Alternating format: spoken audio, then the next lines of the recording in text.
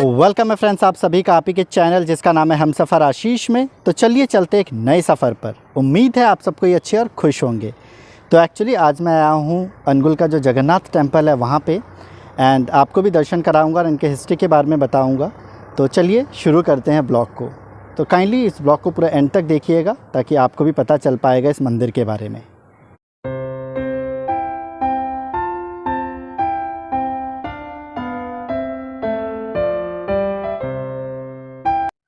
And Jagannath temple में total 22 stairs होते हैं जिन्हें 22 पहाचो बोला जाता है। बहुत सारे रीजन्स हैं उनके, जिनमें से एक ये है कि एक योगी को 22 पर प्रकृति क्रॉस करना रहता है एक भगवान लॉर्ड से मिलने के लिए।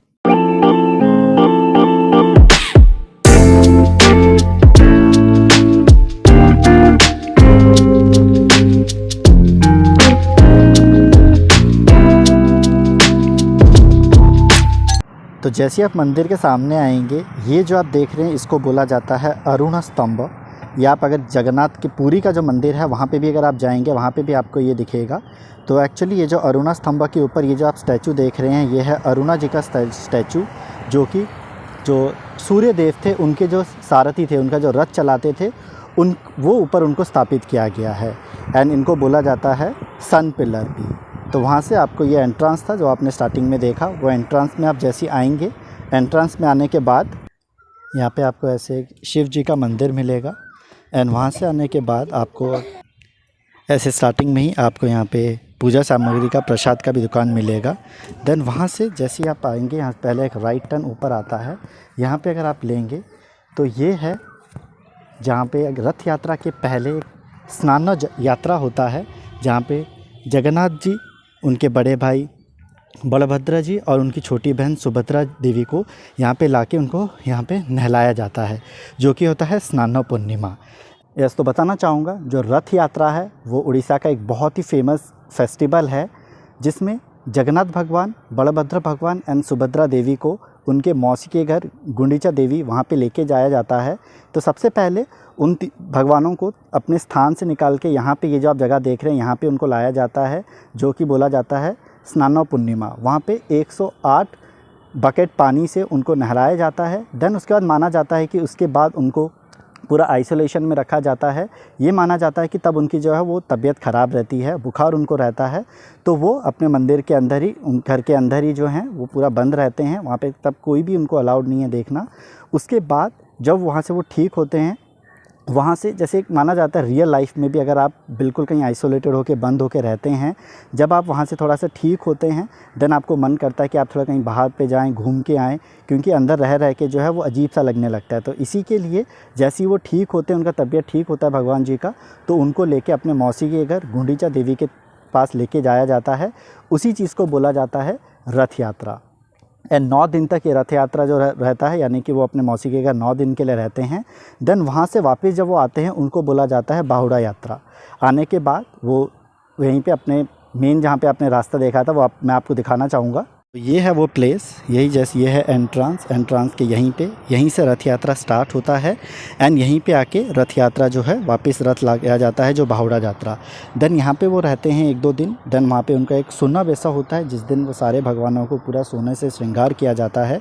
उनको भी देखने के लिए बहुत लोग आते हैं, सिर्फ उड़ीसा या अनुगुल से नहीं, बाहर से भी आते हैं, क्योंकि जो पूरी नहीं जा पाते हैं, पूरी जो मेन है जगन्नाथ जी का जो रथ यात्रा, अगर वहाँ पे कोई नहीं जा पाता है देन वो आके यहाँ पे दर्शन करते हैं। एंड सोना बेसों के बाद सारे भगवान को उनके स्थान पे लेके रख दिया जाता है। देन वहाँ पे एंड होता है रथ यात्रा का। तो ये था स्टोरी रथ यात्रा का।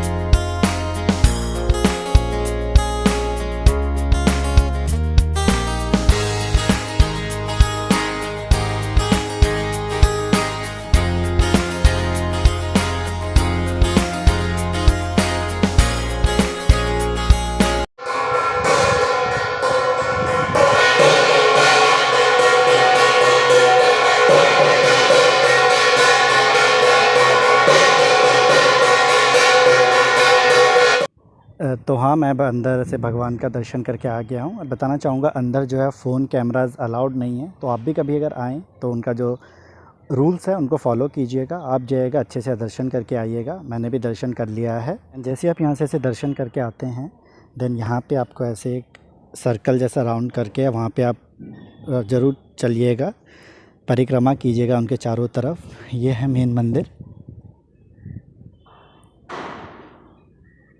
एंड ये पूरा जो है वो रेप्लिका बनाया गया है, जैसे पुरी में जो जगन्नाथ मंदिर है मेन धाम जो है उसी की तरह यहाँ पे भी बनाया गया है। एंड ये है उनका किचन जहाँ पे महाभोग बनता है।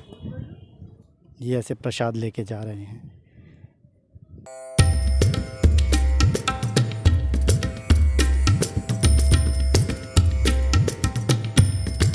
तो यस, यहाँ का हिस्ट्री के बारे में मैं बताना चाहूँगा। तो अंगुल में यहाँ पे पहले जहाँ पे अभी बड़ा मंदिर आप देख पा रहे हैं, यहाँ पे एक छोटा सा मंदिर हुआ करता था जहाँ पे जगन्नाथ भगवान, बलभद्र भगवान एंड सुभद्रा देवी का एक छोटा सा मंदिर था जिसका नाम था मदन मनन। बट 1992 में लोगों ने जो है वो डिसाइड किया कि इस मंदिर को जो है वो बड़ा किया जाएगा। एंड 1993 में यहाँ के जो कलेक्ट्रेट थे उनको भी ये लगा कि नहीं, इस मंदिर को अच्छे से जो है वो एक्सपेंड करना चाहिए। तो 1993 में इस मंदिर का काम स्टार्ट हुआ था एंड 22 फरवरी 2002 में ये वर्क जो है वो कंप्लीट हुआ था। एंड उस दिन पहली बार गेट ओपन हुआ था सारे डिवोटी, सारे लोगों को दर्शन करने के लिए भगवान का। तो वहाँ से फिर उस दिन से जो है वो लोग फिर आने लगे एंड यहाँ पे जो है वो दर्शन करने लगे जगन्नाथ भगवान जी का। एंड उस दिन ये पूरा काम कंप्लीट हुआ था एंड ये पूरा मंदिर जो है बन के रेडी हुआ था। पे जगन्नाथ भगवान के मंदिर के साथ साथ साइड में बहुत सारे दूसरे भगवान का भी ऐसे मंदिर है। एंड ये पूरा पहाड़ का एक पत्थर है एंड इसी के लिए इनको जगन्नाथ भगवान जी के टेम्पल को जो वो शैल श्रीक्षेत्र भी बोला जाता है।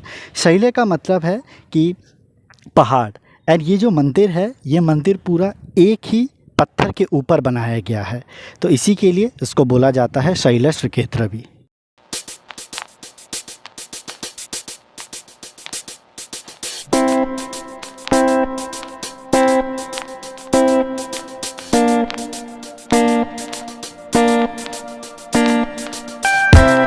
एंड ये है सरस्वती जी का मंदिर। अभी तो चलो यहाँ पे पानी सूख गया है, जब यहाँ पे अच्छे से मेंटेन यहाँ पे पानी रहता था बहुत ही ब्यूटीफुल लगता था कि ऐसे साइड में पूरा पानी है एंड यहाँ से आपको जो है वो दर्शन करने के लिए भगवान के पास जाना है।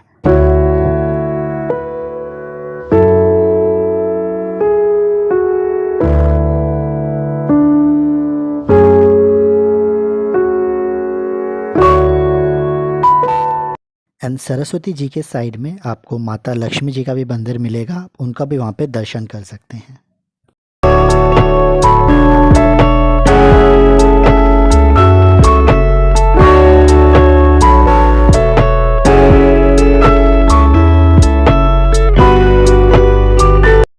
ये है सूर्य देव जी का मंदिर। माना जाता है कि जब सूर्य उदय होता है देन सबसे पहले यहाँ पे जो उनका चमक सबसे ज़्यादा रहता है। तो ये है सूर्य देव जी का मंदिर।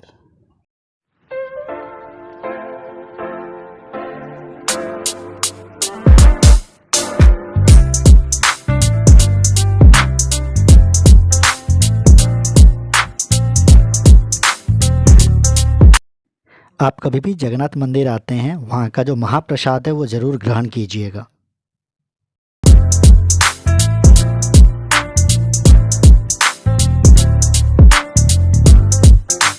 तो यस, ये है वो जगह। जस्ट भगवान जी का जो मंदिर है उसके साइड में ही ऐसे एक बनाया गया हॉल जैसा, जहाँ पे जो भगवान जी का जो महाप्रसाद है जिसे औभड़ा बोला जाता है वो भी यहाँ पे जो है प्रसाद के पे आप यहाँ पे ग्रहण कर सकते हैं। या तो आप पार्सल करके लेके जा सकते हैं या फिर आप यहाँ पे भी बैठ के खा सकते हैं। मैंने जो रेट कार्ड था वो वहाँ पे मैंने दिखा दिया है चार्जेस। कभी भी अगर आप आएँ तो ये औभड़ा है वो ज़रूर यहाँ पर ग्रहण करें। महाप्रसाद है जो कि एक भोग है। और बताना चाहूँगा, जैसे आप जगन्नाथ मंदिर के पास से ऐसे पीछे की तरफ ऐसे आएंगे तो ये राइट साइड में आपको मिलेगा जो औभड़ा का खाने का। एंड यहाँ पे जो आपको लेफ़्ट साइड में ये रास्ता दिख रहा है, ये जो गेट है, यहाँ से जाने के बाद आपको यहाँ पे बूढ़ी ठाकुरानी जी का मंदिर मिलता है। एंड बताना चाहूँगा कि जब यहाँ पे कंस्ट्रक्शन स्टार्ट हुआ था जगन्नाथ जी का मंदिर बनाने के लिए, तो जो भी सब कंस्ट्रक्शन वर्कर थे जो ड्रिल कर रहे थे पहाड़ में, वो बिल्कुल भी उनका जो वर्क नहीं हो रहा था, ड्रिल बिल्कुल भी नहीं जा रहा था। देन वो गए बूढ़ी ठाकुरानी जी का, उन्होंने जो है वो पूजा पाठ किया एंड बूढ़ी ठाकुरानी जी का एक माला लाके उन्होंने उस ड्रिल मशीन पे रखा। उसके बाद जब उन्होंने वो ट्राई किया जो है वो आराम से वो वर्क स्टार्ट कर पाए। तो इसीलिए ये मंदिर बनाने में बूढ़ी ठाकुरानी जी का भी बहुत बड़ा हाथ है। एंड मैं एक वीडियो ब्लॉग अलग सा बनाऊंगा बूढ़ी ठाकुरानी जी के ऊपर, जो कि यहाँ के ग्राम देवी हैं।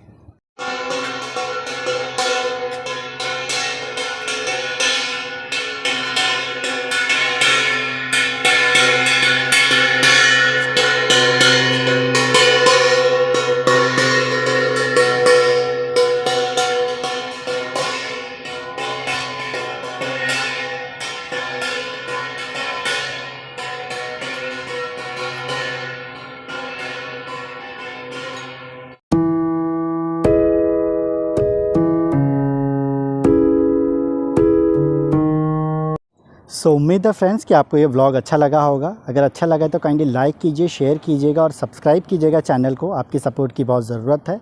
तो मिलते हैं फिर एक नए वीडियो में। तब तक के लिए आप अपना ख्याल रखिए, अपनों का ख्याल रखिए, खुद खुश रहिए, अपनों को खुश रखिए। Spread the love.